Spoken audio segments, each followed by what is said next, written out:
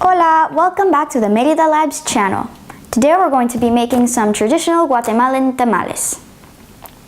There are two main components to these tamales.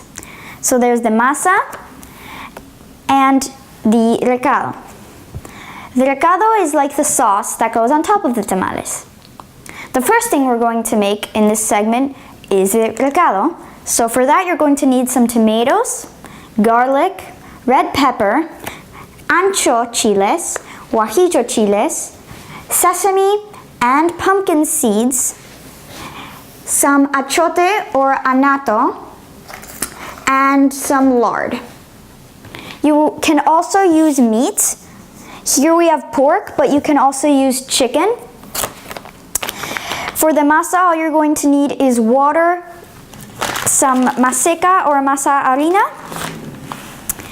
and you later on will wrap the tamales in banana leaves.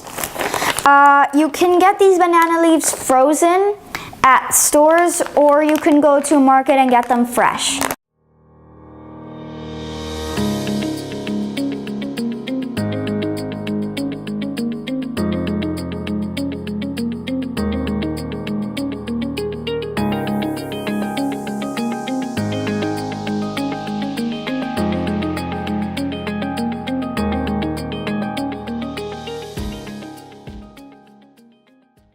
So the first step to the recado is to cut the guajillo chiles.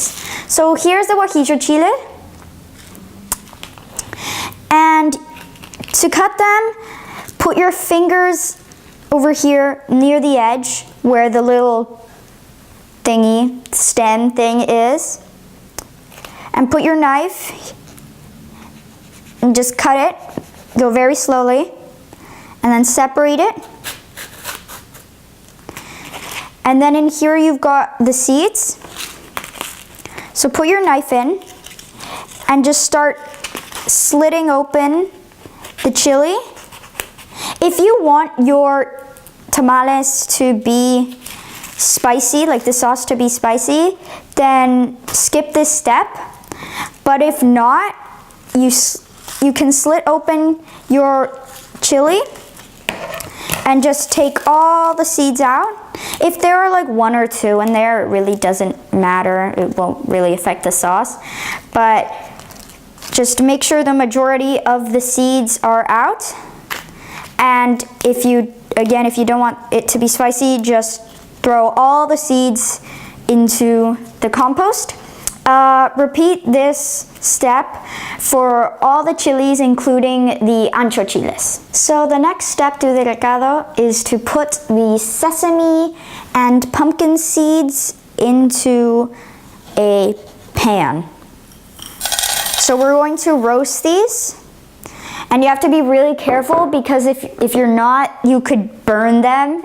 And if they're undercooked, they taste really bad. So we've also set the chilies aside in some boiling water just to soften them.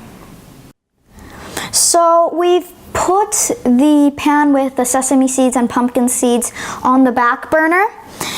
And since we're going to be careful, turn it in between 7 and 8 on your dial thingy.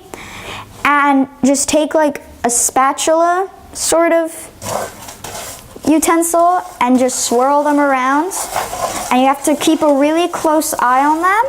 And once they start to smell smoky, take them out of the pan into a little bowl.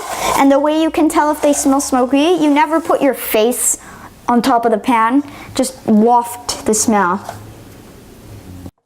So we didn't show this in the ingredients, but some people really like to put cinnamon, and we like to put cinnamon. So just take a piece of the stick of the cinnamon, and just plop it in with your seeds, and swirl it around with your seeds.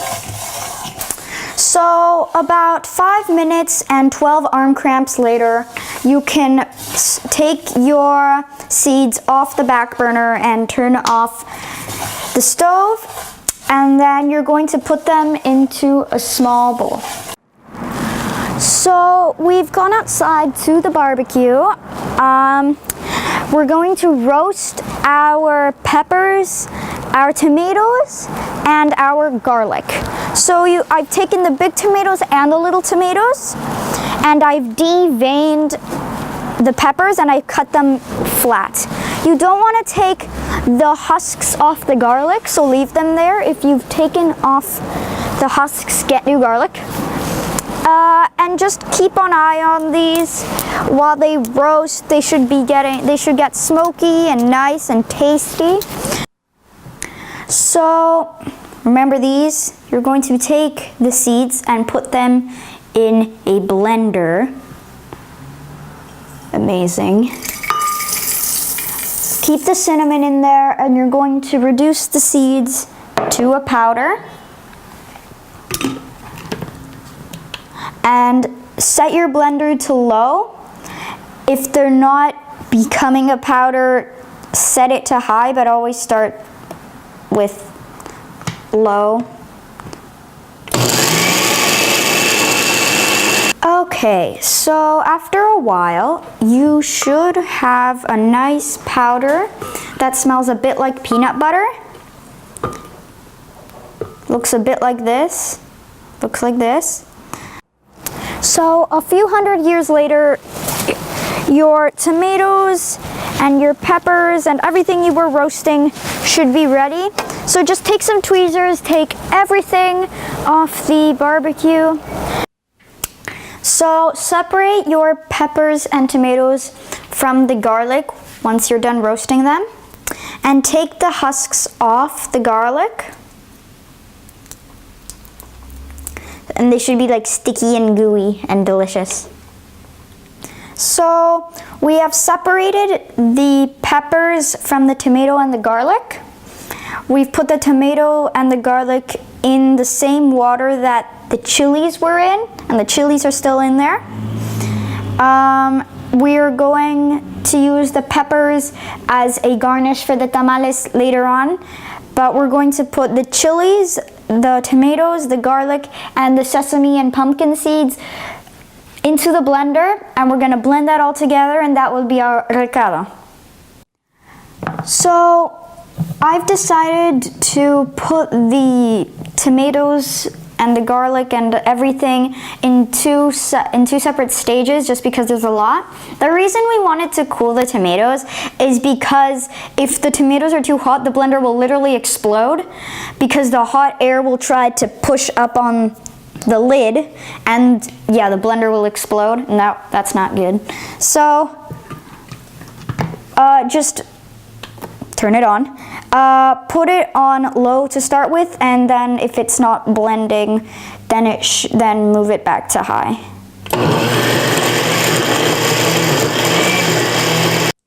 So on your second round, when you've put the tomatoes, or whenever you decide to, at some point you need to put the achiote or the anato. Just put it into the blender and continue blending on low.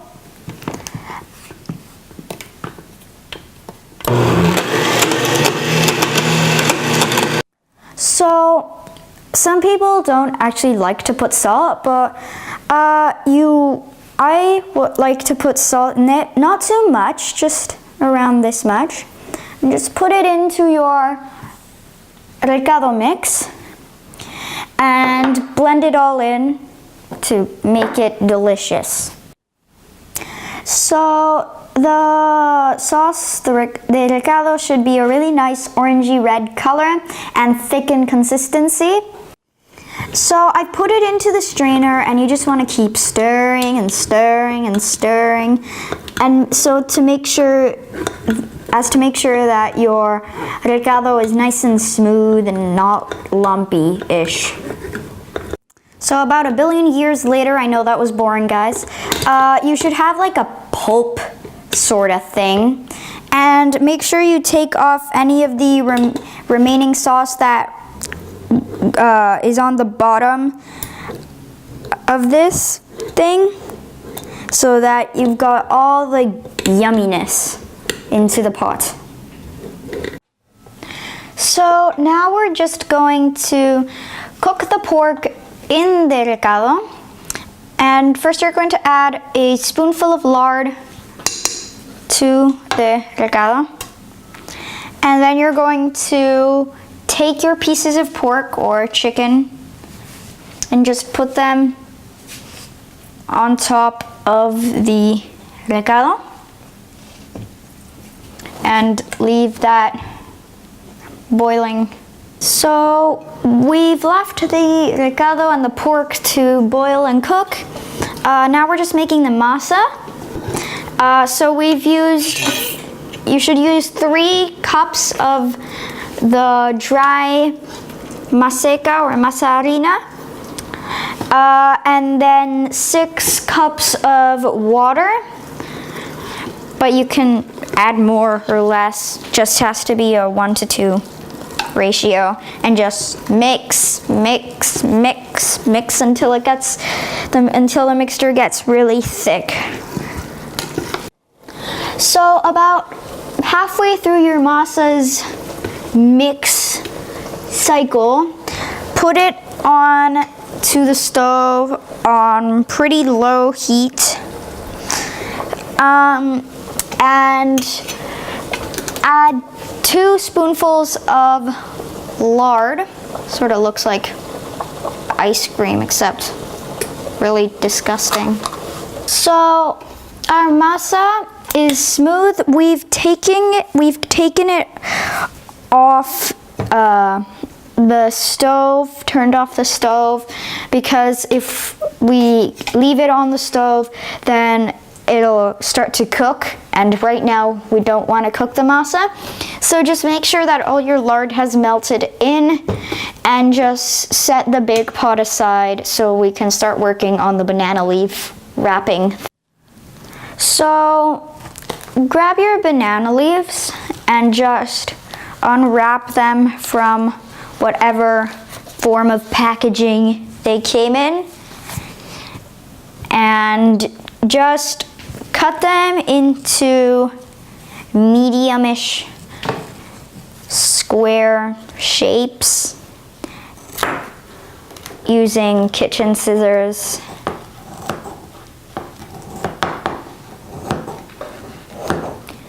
And once you have the shape, cut off this little stem-like thing that's on the side.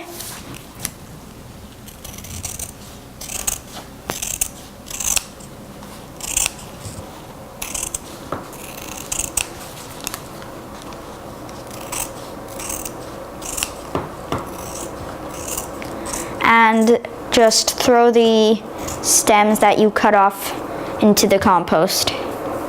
Our pot is smallish, so if your pot is also smallish, you will fold up your leaf very carefully because it might rip, and put it like this into a boiling pot of water.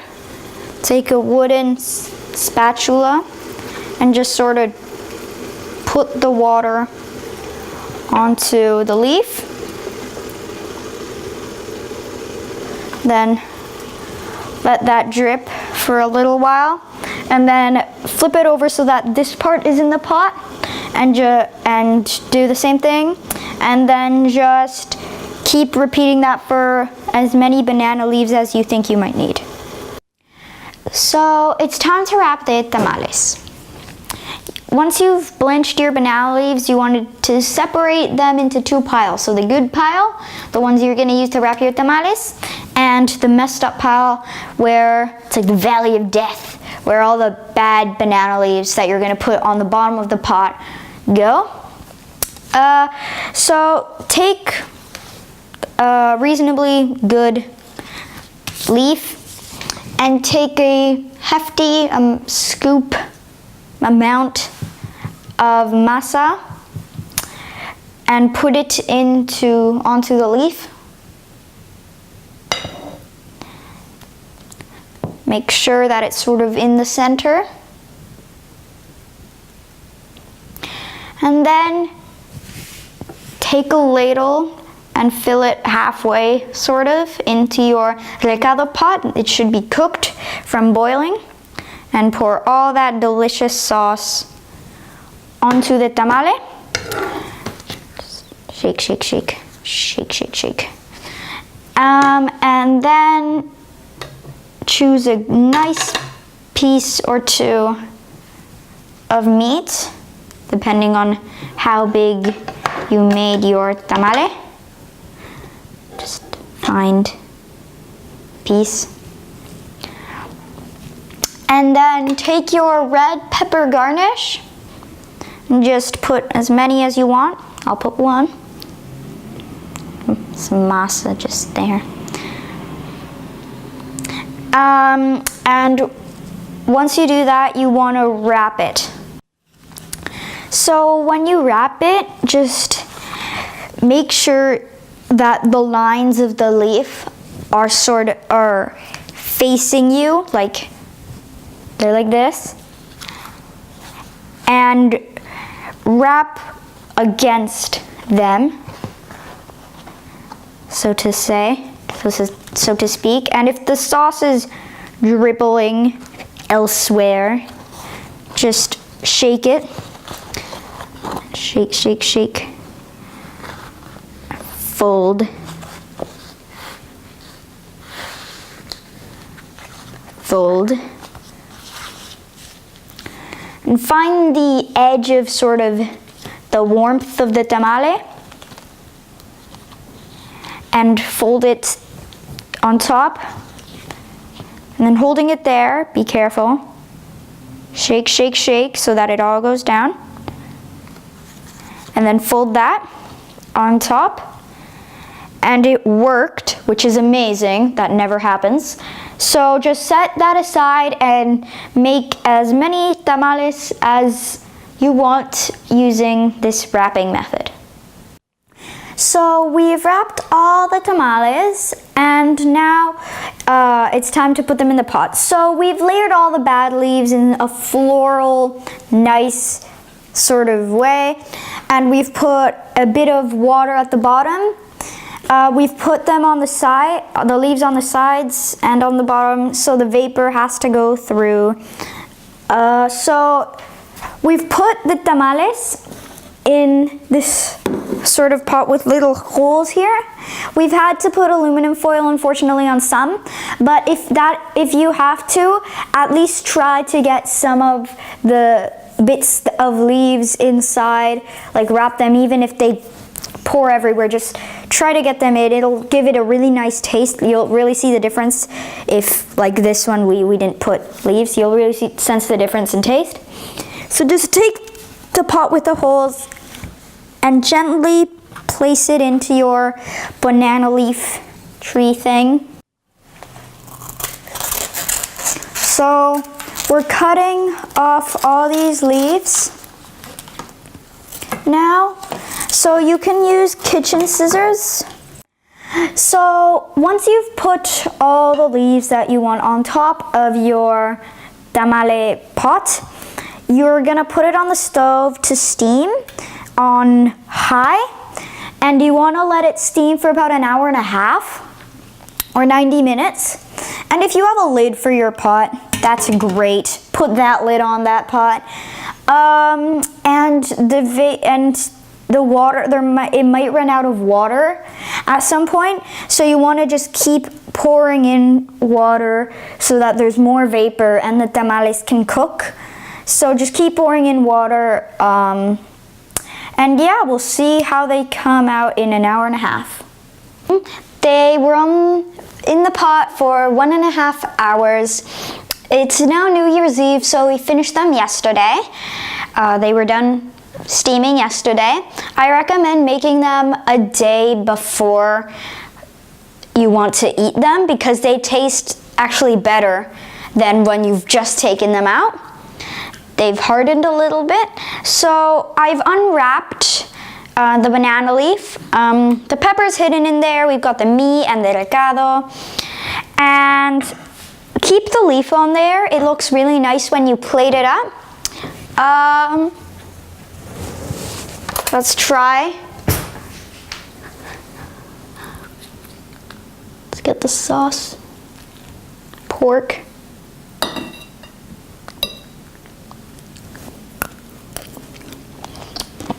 Now that is a good tamal. Well, I hope you've enjoyed this video. I'm gonna keep eating this. And please keep watching the Midi the Labs channel. There are lots more videos. Happy New Year!